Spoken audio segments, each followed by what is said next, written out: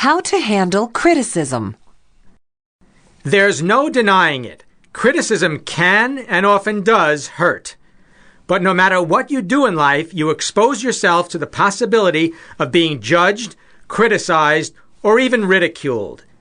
Even if you try to remain in the background, avoiding all confrontation, you still have to make decisions. Minor ones maybe, like where you eat and what you wear. And rest assured, not everyone will agree with your choices. Since you're going to receive criticism no matter what, let's take a closer look at how you can best handle and even benefit from criticism. The next time you're criticized, instead of getting angry and defensive, consider the following points. Point number 1. Criticism is often nothing more than a reflection of personal preference. Again, regardless of what you do, somebody won't like it. Let me share a personal example. To get feedback from the audience at my seminars, I sometimes hand out evaluation forms at the end of my presentation. Without fail, 2 or 3 people will say that they wish there had been more time for audience participation during my presentation. At the very same program, 2 or 3 others will say that they wish there had been less time spent on group involvement. The moral of this story?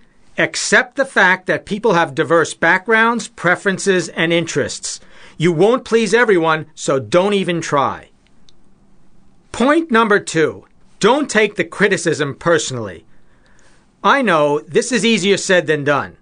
You're going to find that in most instances, the critics aren't trying to prove that you have no value as a person. Rather, they're revealing their dislike of your idea or your performance. Let them have their opinions.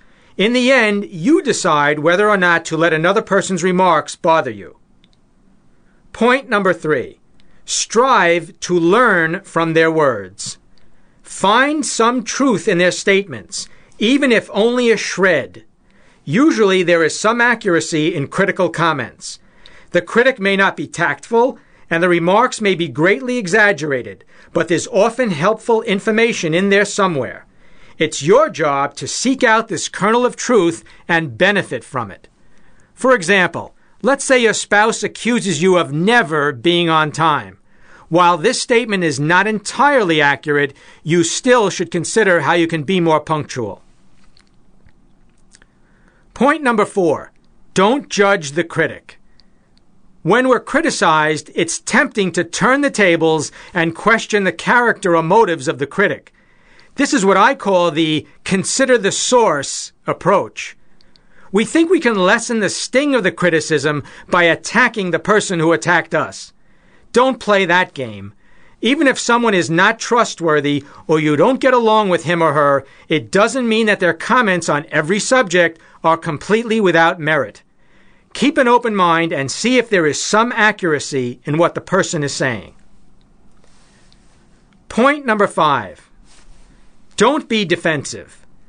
Resist the temptation to argue with the critic. While it's only natural to try to prove that you're right and that the other person is wrong, this generally gets you nowhere. Have you ever tried to prove to your spouse or significant other that you're right and that they're wrong? You know and I know that there's no happy outcome when you play that game. Point number 6. Recognize that many people focus only on negatives. Critics rarely give a full, accurate assessment. They tend to report only the negatives, even if there are plenty of positives to mention as well. Some people think it's unnecessary to tell you what you've done right. Instead, they focus only on helping you, which to them means correcting you. And finally, point number 7. Realize that vicious, harsh comments come from people who are unhappy with themselves. Here again, there might be a shred of truth or something you can learn from the criticism. But I found that mean, angry, insulting remarks come from unhappy, insecure people. They have to vent their anger and frustration on someone, and you've been chosen as today's target. Don't let these people bring you down. I'd like to clarify something here. If you repeatedly receive harsh words from others, it's not a coincidence. You're attracting criticism based on your beliefs and your level of self-esteem.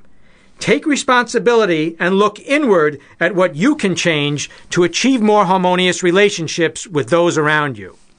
Remember, not everyone will like you, your goals, or your actions. But don't let the fear of criticism stop you from doing what you want. Accept criticism as part of life and learn from it where possible. And most importantly, stay true to your own values and convictions. If others don't approve, so what?